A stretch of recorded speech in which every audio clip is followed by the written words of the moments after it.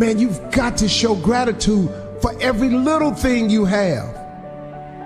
When you put your eyes on the right things, you have eternal energy flowing through you.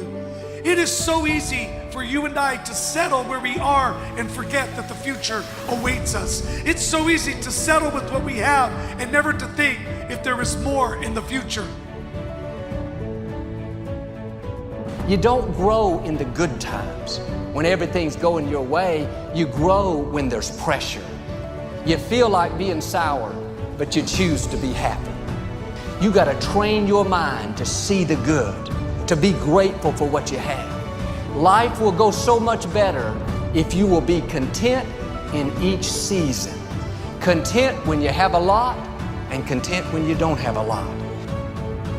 I can't change what I did yesterday, but I can change what I'm gonna do today. Some of you need to stop whining about yesterday. Stop putting yourself down. Stop criticizing yourself. Stop mistreating yourself. Begin to treat yourself as something that's very precious. Affirm, I am healthy, happy, and whole. Love yourself and heal your life. Forgive the past, move on, and live in today. If you can become extremely grateful and thankful for what you have, you then open up the lanes for you to receive more. And if you can't see anything beautiful about yourself, get a better mirror. Look a little closer, stare a little longer. We become what we believe. You don't become what you wish for or what you want. You become what you really believe in your heart you deserve and you're worthy of. Anchor your life in your future, and that'll give you the power to move forward. Forget about the past.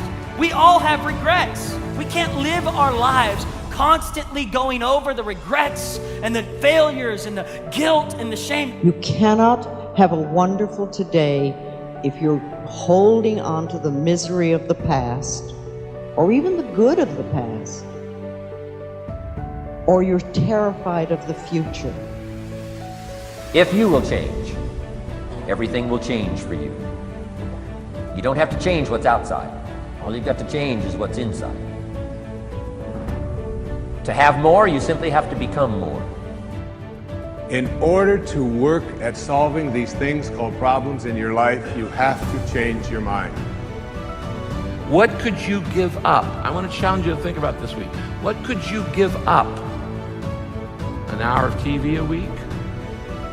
What could you give up in order to make more time for the things that matter in life? If we make right choices, we will eventually get right results. I want to tell you something, attitude. Man, if we can ever understand the power of attitude. If, you know, there's a lot of things people can maybe take away from you, but your attitude belongs to you. I can have a new beginning. I can do hard things. I can lose the weight I need to lose. I can get my health back. I can get in good shape. I can get my house cleaned up. I can get out of debt. I'm a big believer in thought control. You got to control your thoughts. You got to realize that those fear thoughts are what actually hold you back. It's what you dwell on, you know? I always tell people, don't think about what you don't want to happen. Like worry is basically thinking of all the things you don't want to happen or you're afraid are going to happen.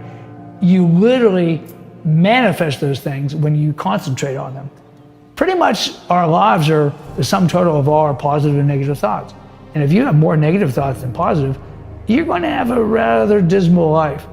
But if you can control the thought, and not if you can control your thought, you can pretty much manifest really good events, good people, good situations.